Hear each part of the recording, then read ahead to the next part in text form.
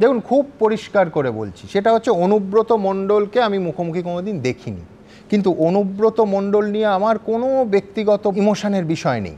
একেবারে স্পষ্ট, আপনাদের মনে থাকবে যখন তার কন্যা সুকন্যা মণ্ডলকে সিবিআই গ্রেফতার করলো একমাত্র স্রোতের বিরুদ্ধে গিয়ে, এবিপি আনন্দ এবং আমি বলেছিলাম যে তার কন্যাকে, এটা গ্যালারি শো হচ্ছে না তো, সত্যিই তার বিরুদ্ধে প্রমাণ পাওয়া গেছে, তিনি তো পাবলিক লাইফে নেই, কোন কাগজপত্রে, শুধু কোনো একটা কি ভোলেবোম রাইস মিলের কাগজপত্রে সেটা কি তার কন্যা তাকে ঢুকিয়ে দেয়া, নাকি সিবিআই আর ওপরে যেতে চাইছে না, সিবিআই আর তদন্তে যেতে চাইছে না, অনুব্রত মণ্ডলের কন্যাকেও সেখানে সুকন্যা মণ্ডলের পাশে আমরা দাঁড়িয়েছিলাম, প্রশ্ন তুলেছিলাম, কোর্ট তারপরে কনভিন্স হয়েছেন, সুকন্যা মণ্ডলের একাধিকবার জামিন অগ্রাহ্য হয়েছে। কিন্তু আমি বিষয়টা খুব স্পষ্ট করতে চাই যে একেবারে একজন মানুষ, তিনি আইন, প্রশাসন, পুলিশ, বিরোধী, গাঁজা কেস সমস্ত বলে পার পেয়ে যাবেন। গণতন্ত্রে এই জিনিস সম্ভব নয়। তাতে যদি একজন সুমনদেকে জেলে ঢুকতে হয় তাহলে ঢুকবো, কোনো অসুবিধা নেই। শুভময় মৈত্র কি বলছেন? না সুমনবাবু, মানে অনেকগুলো গ্যাসীয় পদার্থ নিয়ে আলোচনা করতে হবে। মানে গাঁজা আসবে, অক্সিজেন আসবে, অক্সিজেনটা সক্রিয় গ্যাস, আর তারপর কিছু নিষ্ক্রিয় গ্যাস নিয়েও কথা আসবে। প্রথম হচ্ছে যে গাঁজা কেস রাজনৈতিক নেতারা, বিশেষ করে বিরোধী রাজনৈতিক নেতাদের খেতে হয়, কিন্তু তা বলে পশ্চিমবঙ্গের সমস্ত মানুষ যে গাঁজা খাচ্ছেন সারাক্ষণ এমন তো নয়। ফলে একটা প্রশ্ন কিন্তু থেকেই যাচ্ছে, এই যে প্রথম যে অডিওটা এলো একজনের কাছে এবং সেখান থেকে বাজারে বেরোলো একটা প্রশাসনের একজনের সঙ্গে কথোপকথনে, এইটা বার করার পেছনে নিশ্চয়ই কোনো একটা রাজনৈতিক বুদ্ধি আছে। সেটা তৃণমূলের হওয়ার সম্ভাবনাই বেশি, নিজেদের মধ্যে তাদের যে অন্তর্দ্বন্দ্ব তার নিরিখে, এছাড়া অন্য রাজনৈতিক দলও করতে পারে। দ্বিতীয় হচ্ছে অক্সিজেন কম নিয়ে আলোচনা বারবার হয়েছে, এবং কিন্তু আপনি নিষ্ক্রিয় বলেছেন আর কি, এবং এই আইআইটির রেজাল্ট বেরিয়েছে, আমি আবার মুখস্থ করছিলাম গ্রুপ 18-র যে পিরিয়ডিক টেবিলে নিষ্ক্রিয় গ্যাসগুলোর কথা, হিলিয়াম, নিয়ন, আর্গন, ক্রিপ্টন, জেনন, র্যাডন, এখন এইসবও পুলিশ, প্রশাসন, তৃণমূল নেতা, শাসক তারা করছেন কিনা। তৃতীয় হচ্ছে কম্পিউটার সায়েন্সের যে ইতিহাস, সেই ইতিহাসে তৃণমূল কংগ্রেসের ভালো অবদান আছে। কারণ দেখুন, ইন্দিরা গান্ধীর এমার্জেন্সির সময় সেই সময় তো এত কম্পিউটার ছিল না, অডিও ভিডিও মিডিয়া ছিল না। বামফ্রন্টের সময় তো আমরা বারবারই শুনি, বামফ্রন্টের সময় তৃণমূল বারবারই বলেন যে বামফ্রন্টের সময় এরকম ঘটনা প্রতি মুহূর্তে ঘটেছে, তা ধরা পড়েনি কারণ এত ক্যামেরা ছিল না। তৃণমূলের সময় অ্যাডভান্টেজটা অন্য, সেটা যে যাই ঘটুক না কেন আর্টিফিশিয়াল ইন্টেলিজেন্স আছে, এইটা কিন্তু অত্যন্ত গুরুত্বপূর্ণ, এবং ক্লাসিক্যাল কম্পিউটেশনের মডেল আছে, যে মডেলে কিন্তু সত্যি প্রমাণ করা যায় যে কোনো একটা জিনিস কপি করা যায়, মুছে ফেলা যায়। দিনের শেষে তো যা বলেছেন সেটা 0-1-এর একটা প্যাটার্ন, সেটা একটা সংখ্যা, ফলে সেই সংখ্যা তো যে কেউ তৈরি করতে পারেন। আর আপনি বুদ্ধদেব ভট্টাচার্যের উদাহরণ দিয়ে এই রাইটার্সে ডাকা, আমি আবার ভাবলাম যে তৃণমূল তো সিপিএমের সবচেয়ে ভালো ছাত্র আর কি, ফলে আপনাকে এর মধ্যে না আবার নবান্ন যেতে হয়। যাই হোক, এখন মূল হচ্ছে এবার শাস্তিটা কী দেবে, সেটাও নিয়েও একটা খুব গুরুত্বপূর্ণ। সেটা হচ্ছে সম্পাদক খবর, সে তো কবিতার মতোই আর কি, ফলে শাস্তিটা দেখলাম যেসব লোকে পদ্য লেখে তাদের ধরে খাঁচায় রেখে কানের কাছে নানান সুরে নামতা শোনায় 100 উড়ে। কবিতা, প্রচুর কবিতা শুনতে হবে আপনাকে, কিন্তু সাবধানে থাকবেন। সামনে রেখে মুদির খাতা, হিসেব কষায় 21 পাতা। তৃণমূল কংগ্রেস শাসক এবং তাদের গোটা হিসেব, একটা চাকরির হিসেব হয়েছে প্রচুর, তারপর আবার নতুন এত চাকরি হচ্ছে, সেই হিসেব কিন্তু আপনাকে কষতে হবে। কারণ আপনি বলেছেন যে বেড রেস্ট নিতে বলেছে, বেড রেস্ট নিচ্ছেন না কেন?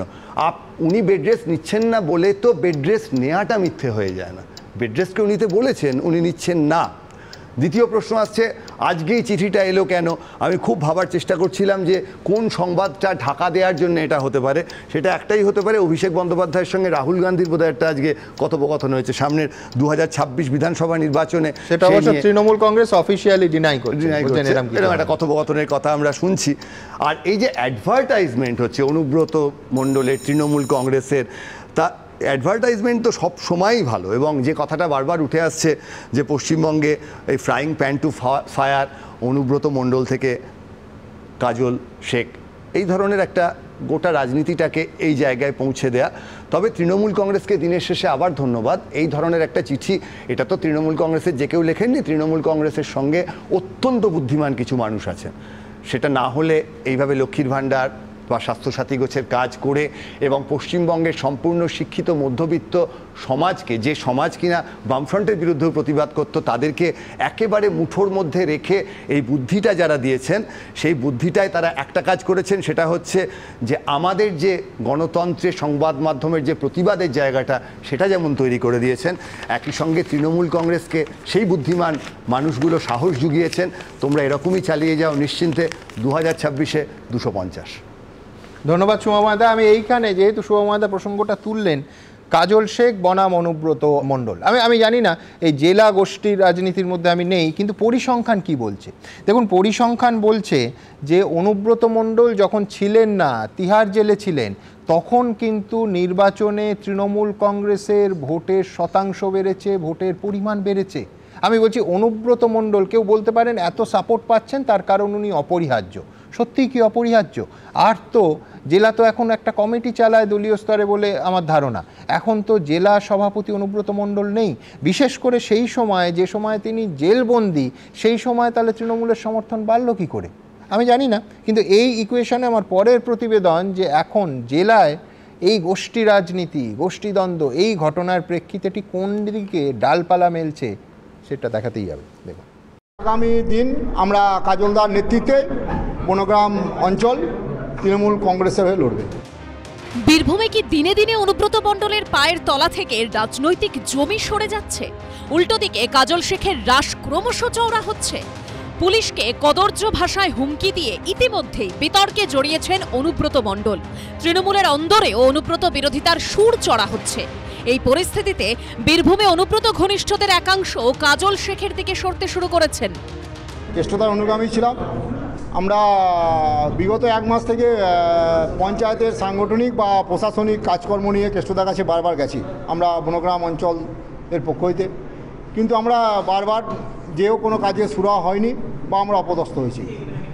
তাই আমরা টোটাল পঞ্চায়েত সদস্যা, পঞ্চায়েত সমিতি সদস্যা, প্রতিটা বুথের সভাপতি এবং অ্যাক্টিভ কর্মী মিলে আমরা ঠিক করেছি যে আগামী দিন আমরা কাজলদার নেতৃত্বে বনগ্রাম অঞ্চল তৃণমূল কংগ্রেসের হয়ে লড়বে। গ্রাম পঞ্চায়েতের যদি কোনো দিক দিয়ে কোনো ঘাটতি বা কোনো খামতি থেকে থাকে উন্নয়নের দিক দিয়ে, সে বিষয় নিয়ে আলোচনা হয়েছে এবং সেগুলো লিখিত আকারে বীরভূম জেলা পরিষদ দেওয়ার কথা বলেছি। অনুব্রত কাজল ঘিরে বীরভূমে তৃণমূলের দ্বৈরথ চরমে। আর বিধানসভা ভোটের আগে এই সুযোগে জমি শক্ত করার চেষ্টা করছে বিজেপি। অস্বস্তি বাড়ছে তৃণমূলের। জায়গা পাচ্ছে না বলে তো নোংরামি করছে। পঞ্চায়েত ভোটে করেনি, লোকসভাতে হারিয়েছে, প্রমাণ আছে। অভিষেক বন্দ্যোপাধ্যায়কে পাঠিয়েছি, জেলার কোর কমিটিকে দিয়েছি, সমস্ত তথ্য সবাইকে পাঠিয়েছি। তারপরে সেই লোকগুলো কি করে তাদেরকে একটা প্রশাসনিক লিডার মদত দেয়। রাজনৈতিক ব্যবসায়ীরা এরা যখন যেমন তখন তেমন। এখন দেখছেন যে কেষ্টর জায়গায় কাজলের কাছে আসলো, দুদিন পরে দেখবেন বিজেপির সঙ্গে এসে এই হিন্দুত্বের জোয়ারে গা ভাসিয়ে দিল। অনুব্রত মণ্ডলকে এখনো গ্রেপ্তার করেনি পুলিশ। দুবারই পুলিশের তলব এড়িয়েছেন তিনি। এই আবহেই পুলিশকে হুমকি দেওয়ার পর সাসপেন্ডেড তৃণমূল ছাত্র পরিষদের সভাপতি বিক্রমজিৎ সাউ বুধবার হাজিরা দেন সিউড়ি থানায়। সকাল 10টায় হাজিরার কথা থাকলেও 4 ঘন্টা আগে সকাল 6টায় সিউড়ি থানায় হাজির হন তিনি। পার্থপ্রতিম ঘোষ ও ভাস্কর মুখোপাধ্যায়ের রিপোর্ট, এবিপি আনন্দ। দেখুন, আমার আজকের প্যানেলে দুজন অধ্যাপক আছেন, আমার বেশ ভয় লাগছে। তার কারণ, with a very serious note, দেখুন অনুব্রত মণ্ডল নিয়ে আমাদের আপত্তির, আমাদের খটকার জায়গাটা হচ্ছে রাজনৈতিক সংস্কৃতি।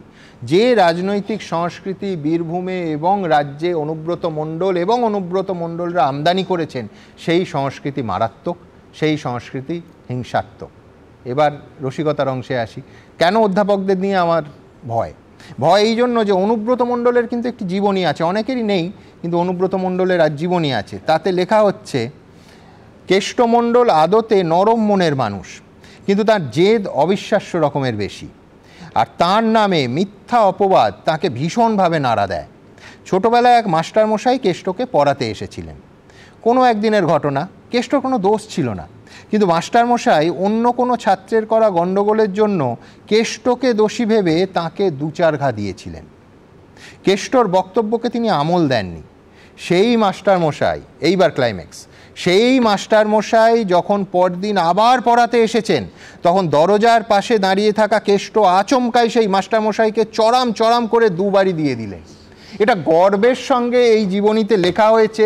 এরপর আমি অধ্যাপকদের নিজেদের দায়িত্ব নিজেদের নিতে বলবো, তার কারণ আমি অবশ্য বেঁচে গেছি, তার কারণ অনুব্রত মণ্ডল দুবার লিখিতভাবে এবং একবার ভিডিওতে ক্ষমা চেয়ে বলেছেন যে ক্ষমা থেকে বোঝা যাচ্ছে যে এই অডিও টেপ হয়তো তারই, কিন্তু যদি মিথ্যে অপবাদ হয় তাহলে যে কেষ্ট ছোটবেলায় শিক্ষাগুরু, বাবা মার ওপরেও যার স্থান বলে আমাদের শাস্ত্র বলেছে, তাকে চড়াম চড়াম দিয়ে দিতে পারেন, এই শুভময় দা আর বিশ্বনাথ দার কী হাল হতে পারে তার হাতে পড়লে আমার জানা নেই।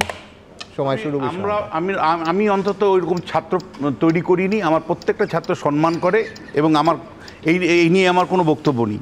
কিন্তু সুমনদা, আমি কিন্তু আজকে আমার ভীত, এই চিঠিটা সুমনদেরকে দিল নাকি মানে পশ্চিমবাংলার সমস্ত সাংবাদিকদের দিল। আমি কিন্তু মনে করি এটা পশ্চিমবাংলার সমস্ত সাংবাদিকদেরকে দিল। 352 নম্বর ধারা প্রয়োগ করে ইন্দিরা গান্ধী ইমার্জেন্সি জারি করেছিলেন। মানে সংবাদপত্রের যারা সম্পাদক ছিলেন সন্ধ্যাবেলায় নিয়ে যেতে হতো পুলিশের কাছে, একদম পুলিশের কাছে নিয়ে যেতে হতো, পুলিশ তখন ঠিক করে দিত কোনটা চলবে কোনটা চলবে না। আপনি তো সেই জমানায় চলে এসছে, মমতা বন্দ্যোপাধ্যায় সেই জমানায় আমাদেরকে পৌঁছে দিয়েছে 352 নম্বর ধারা জারি করে ইন্দিরা গান্ধী যে ইমার্জেন্সি জারি করে সংবাদপত্রের কণ্ঠরোধ করেছিল, আজকে সেই জায়গাতে মমতা বন্দ্যোপাধ্যায় পশ্চিমবাংলার সাংবাদিকদের নিয়ে গেছেন। এই চিঠি সুমনদের চিঠি নয়, এটা পশ্চিমবাংলার সংবাদপত্রকে কণ্ঠরোধ করবার চিঠি। এবং একই সাথে আপনাকে বলছি, মানে শাসক যতক্ষণ বিরোধী না হয় না সুমনদা, সংবাদপত্রের গুরুত্ব বোঝে না। যতদিন আপনি শাসনের ক্ষমতায় থাকবেন, বামেরা যতদিন ক্ষমতায় ছিল সংবাদপত্রের গুরুত্ব বুঝেছিল? মমতা বন্দ্যোপাধ্যায় যতদিন ক্ষমতায় আছেন সংবাদপত্রের গুরুত্ব বুঝতে পারবেন? যেদিন বিরোধী হবেন, যেদিন অভিষেক বন্দ্যোপাধ্যায় মমতা বন্দ্যোপাধ্যায় বিরোধী শিবিরে বসবে, সেদিন বুঝতে পারবে সুমনদের গুরুত্বটা কোথায়, সেদিন বুঝতে পারবে সাংবাদিকদের গুরুত্ব কোথায়, এবিপি আনন্দের গুরুত্ব কোথায়, কোথায় সংবাদপত্রের গুরুত্ব। সুমনদা, আমি আপনাকে বলছি, আমি এখানের মধ্যে হয়তো সবচেয়ে সিনিয়র মোস্ট, আপনার সাথে সাথে 25 বছরের কাছাকাছি। আপনি আমায় বলুন, মজিদ মাস্টারকে যখন আমরা মানে ধরতে পারিনি, এই স্টার আন্দোলন তখন ছিল বা অন্য সংবাদ মাধ্যম, দিনের পর দিন যখন প্রশ্ন আমরা তুলেছি, আমরা কি পুলিশের এগেনস্টে কোনো চিঠি, পুলিশকে আমাদেরকে চিঠি দিয়েছিল? পুলিশ কি প্রশ্ন করেছিল? যখন ওই সিঙ্গুরের কৃষককে লাঠি পেটাচ্ছে পুলিশ ছাদে উঠে, সেই ছবি যখন মাসের পর মাস গেছে, মমতা বন্দ্যোপাধ্যায় তো তখন মানে উৎসাহিত করেছেন। এইরকম সংবাদ মাধ্যম হয় না। মজিদ মাস্টারের সময় আমাদের এবিপি আনন্দের ব্রেক করা খবর ছিল যে সময় আলিমুদ্দিন শ্রীনে বুদ্ধদেব ভট্টাচার্য, সেই সময় মজিদ মাস্টার কি করে গেলেন পুলিশ দেখতে পেল না, কোনো চিঠি আসেনি। প্রশ্নটা হচ্ছে যে সেই সময় কিন্তু সেই বিরোধী দল মানে তৃণমূল কংগ্রেস, যখন আমরা খবর দেখিয়েছি, বিশ্লেষণ করেছি, সেটাকে তারিফ করেছে মমতা বন্দ্যোপাধ্যায়। আর আজকে যখন আপনার পুলিশের ব্যর্থতা চোখে আঙুল দিয়ে দেখানো হচ্ছে, তখন আপনার পুলিশ চিঠি দিচ্ছে। আপনি সেদিন একরকম অবস্থান নিয়েছিলেন, আজকে একরকম অবস্থান নিচ্ছেন আপনি। কি মানে পুলিশের একজন পরিবারের মানে গুরুত্বপূর্ণ দুজন পরিবার মানে সদস্যকে তাদেরকে অপমানিত করছে একজন রাজনৈতিক নেতা, তৃণমূল কংগ্রেস নেতা, শাসক নেতা। তা নিয়ে যখন আমরা প্রশ্ন তুলি, সেই প্রশ্নটাকে কেন তোলা হচ্ছে তার জন্য আপনারা চিঠি দিবেন? মানে কোনটা বিষয় গুরুত্বপূর্ণ? যে নেতা টেলিফোন করে অপমানিত করছে পরিবারের সদস্যকে, সেই নিয়ে ন্যায় বিচারের প্রশ্ন যখন তোলা হচ্ছে, সেটাকে আপনি গুরুত্ব দিবেন, জাস্টিসটাকে অ্যাসিওর করবেন? নাকি প্রশ্ন কেন তোলা হচ্ছে তার জন্য প্রশ্নকর্তাকে, তার জন্য সেই সংবাদ মাধ্যমকে চিঠি দিয়ে অপমানিত করবেন এবং আপনার অধিকারের বাইরে গিয়ে করবেন? আমি সুমনদা এখন পরিষ্কার কনস্টিটিউশনের মানে ধারা ধরে বলতে চাই, 19 নম্বর ধারায় পরিষ্কার করে আপনি যে সম্পাদক হিসাবে অধিকার ভোগ করেন, সেটা নরেন্দ্র মোদীও দেয়নি, মমতা বন্দ্যোপাধ্যায়ও দেয়নি। আপনার ভারতবর্ষের সংবিধান আপনাকে এই অধিকার দিয়েছে। সেই অধিকারের বলে আপনি কিন্তু এই সংবাদ মাধ্যম চালান। আপনি কারো কাছে বন্দী নন, আপনি কারো কাছে মানে জবাব দিয়ে করতে বাধ্য নন। আপনি আপনার মতন করে স্বাধীনভাবে সংবাদপত্র চলার অধিকার সংবিধানে 21 নম্বর ধারা দিয়েছে। কারো দয়ার উপরে আপনি না মমতা বন্দ্যোপাধ্যায় দয়া করে, না নরেন্দ্র মোদী দয়া করে। ফলে এটা জানি না হুমকি দেয় যে আপনি দয়ার উপরে এই মিডিয়াটা চালাচ্ছেন। দ্বিতীয় যে আমরা বিষয়টা, দায়বদ্ধ একমাত্র আমাদের দর্শকদের কাছে। দ্বিতীয় বিষয়টা, আপনার যদি কোনো সংবাদপত্রকে নিয়ন্ত্রণ করতে হয়, তাহলে সংবাদপত্রের নিয়ন্ত্রণ সংস্থা আছে, তারা সেই দায়িত্ব পালন করবে। পুলিশের কোনো এখতিয়ার নেই সেই সংবাদ মাধ্যমকে নিয়ন্ত্রণ করবার জন্য চিঠি দেওয়া। এবং একই সাথে আপনাকে খুব পরিষ্কার করে বলতে চাই, আপনার দায়িত্ব কিন্তু মানুষের কাছে, মানুষের সামনে প্রশ্নগুলো রাখতেই হবে। তাতে শাসক যদি চটে যায় যাবে, শাসক যদি চিঠি পাঠায় পাঠাবে, কিন্তু আপনাকে কিন্তু সংবাদ মাধ্যম হিসাবে মানুষের স্বার্থে যে পাবলিক ইন্টারেস্টে চতুর্থ স্তম্ভ হিসাবে যে ভূমিকা পালন করা, সেইটা কিন্তু করে যেতে হবে। তাতে শাসক সাধারণত অধিকাংশ ক্ষেত্রেই, সেটা জাতীয় স্তরে বিজেপি হতে পারে, রাজ্য স্তরে তৃণমূল হতে পারে, কেউই সন্তুষ্ট হয় না। ওখানে এক ধরনের মানে সন্ত্রাস চলে দিল্লিতে, এখানেও আরেক ধরনের সন্ত্রাস আমরা দেখতে পাই। কিন্তু আপনি আরেকটা গভীরভাবে একটু ভেবে দেখুন, কেন আপনি বারবার টার্গেট হন, কেন এবিপি আনন্দ বারবার টার্গেট হয়, একটু ভালো করে বুঝবার চেষ্টা করুন। সমাজ বিজ্ঞানের ছাত্র হিসাবে আপনাকে বলছি, তার কারণ হলো ইন বিটুইন কেউ নেই।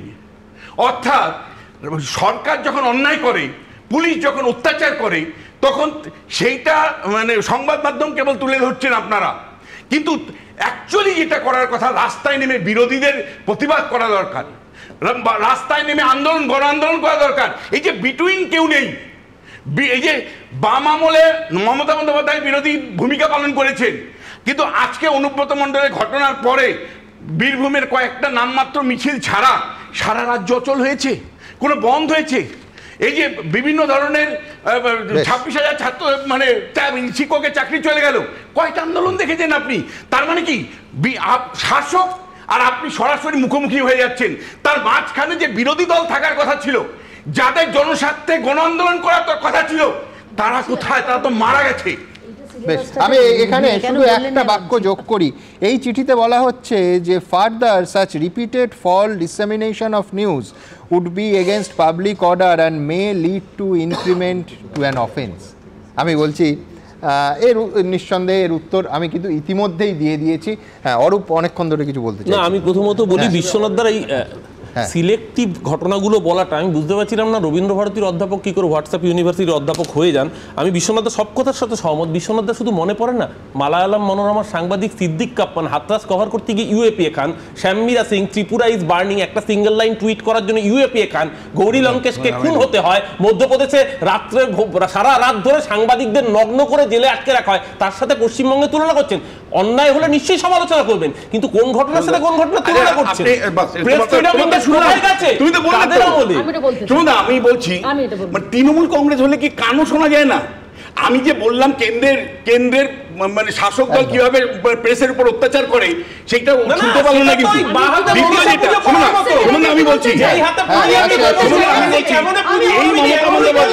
এই মমতা বন্দ্যোপাধ্যায়কে তো আমরা বিরোধী নেত্রী হিসেবে দেখেছি, তখন সংবাদ মাধ্যমের স্বাধীনতা নিয়ে মমতা বন্দ্যোপাধ্যায় যে বড় বড় কথাগুলো বলতেন, আজকে কেন সেগুলো ইমপ্লিমেন্ট করতে পারছেন না?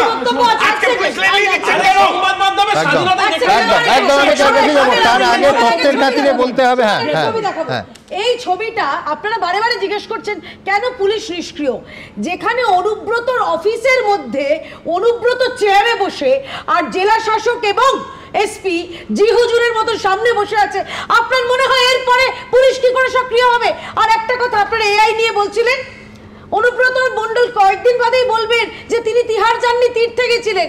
বিজেপি ওই তীর্থটাকে তিহার করে দেখিয়েছে। আর অবশেষে অরূপকে বলতে চাই, এই রাজ্যের বহু ইউটিউবার, আপনি নামগুলো আপনি তাদের পাশে দাঁড়িয়েছেন, দর্তহীনভাবে দাঁড়িয়েছেন।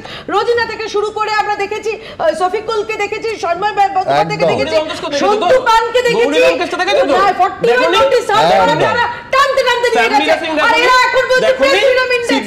মমতা বন্দ্যোপাধ্যায় বলেছেন নরেন্দ্র মোদীর মহামহিম রাজত্বে ফ্রিডম ইন্ডেক্স কত? ফ্রিডম ইন্ডেক্স কত? কিন্তু মুশকিল হচ্ছে যে আমরা সব সময় আদর্শগতভাবে সংবাদ মাধ্যম, আক্রান্ত সংবাদ মাধ্যমের পক্ষে। বারবার আমি যে কথাটা বলেছি, শুধুমাত্র স্যাটেলাইট চ্যানেল নয়, একজন ইউটিউবার তারও সম্পূর্ণ অধিকার আছে তার কণ্ঠ সরবে, তার সমালোচনা সরবে আপনাদের সামনে নিয়ে আসার। এটা প্রত্যেকের গণতান্ত্রিক অধিকার, যেটা অন্য কারুর দয়া দাক্ষিণ্যে নয়। এই ভারতবর্ষের সংবিধান তার প্রত্যেকটা নাগরিককে দিয়েছে। হ্যাঁ, প্রেস ফ্রিডমের কথা হচ্ছিল, সংবাদ মাধ্যমের স্বাধীনতার বিশ্ব সূচকে রিপোর্টার্স উইদাউট বর্ডার্সের তথ্য, RSF প্রকারিত এই তালিকায় দেখা যাচ্ছে 180টা দেশের মধ্যে ভারতের স্থান 151। আমি বলছি ঠিক এইটা যতটা উদ্বেগের, আমাদের এই রাজ্যতে উদাহরণ সেট করতে পারে। প্রথম কথা, এই সূচক কিন্তু ভারতবর্ষের পশ্চিমবঙ্গ ব্যতি রেখে নয়, এই পশ্চিমবঙ্গ ইনক্লুড করেই এই তথ্য। দ্বিতীয় কথা, আমি ধরে নিচ্ছি অন্য সব রাজ্য, বিজেপি শাসিত রাজ্য গোল্লায় গেছে, ঠিক সেই জন্য আমরা তো এগিয়ে বাংলা। আমাদের বাংলা তো এমন, অরূপ কি বিষম খাচ্ছিল এগিয়ে বাংলা শুনে? আমার বক্তব্য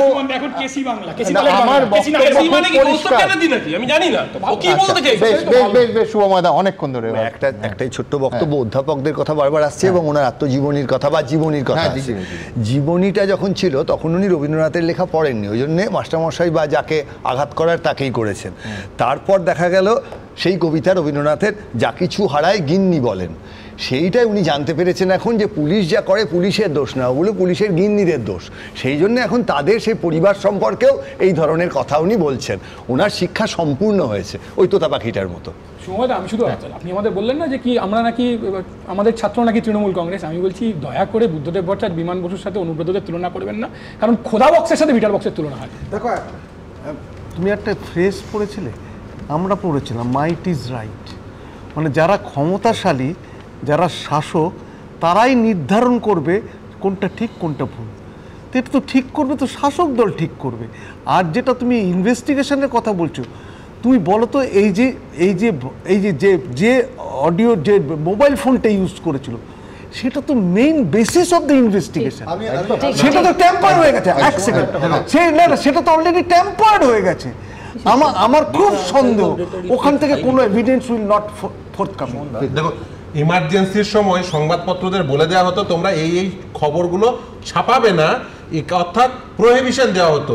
এই রাজ্যে কি অঘোষিত ইমার্জেন্সি চলছে যে আপনি অনুব্রত মণ্ডলের এই খবরটি দেখাবেন না, সেটা বলে দিচ্ছে বীরভূমের একজন ওসি।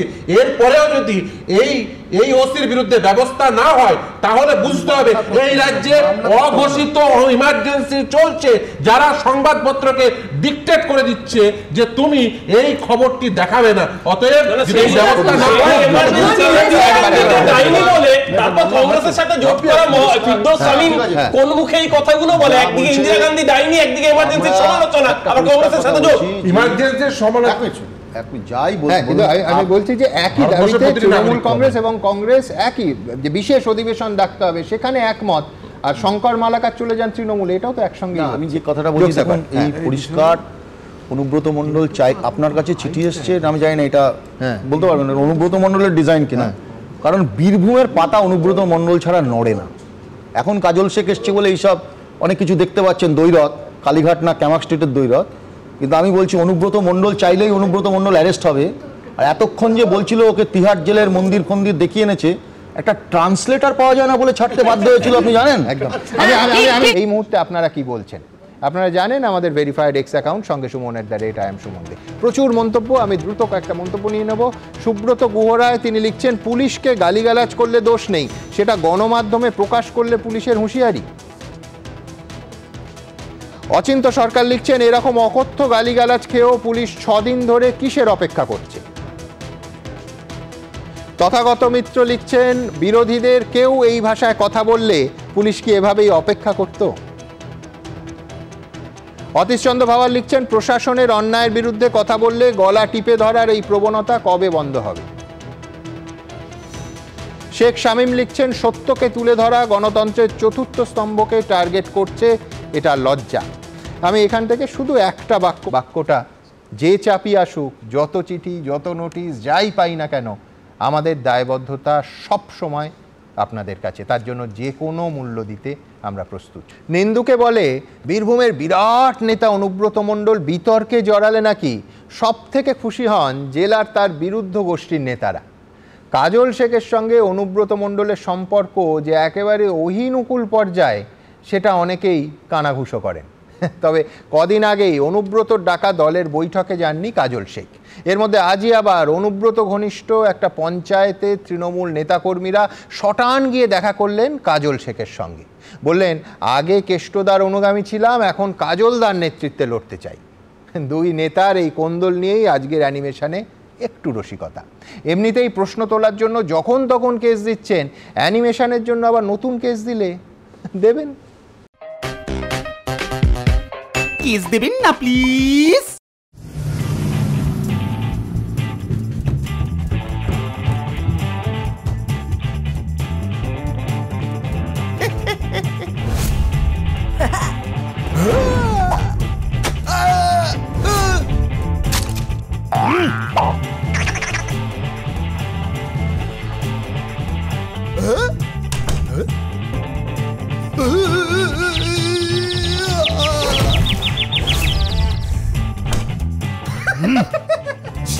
বয়স হয়ে গেছে।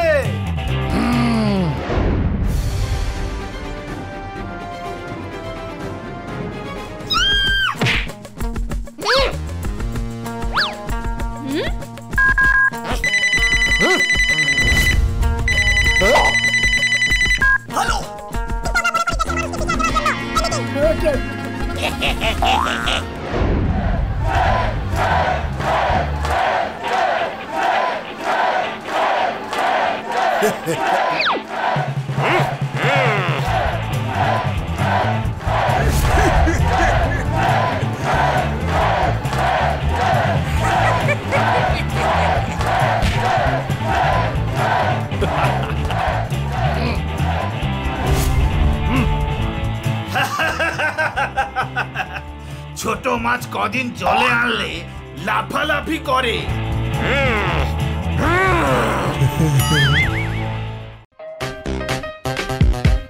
কেস দেবেন না প্লিজ।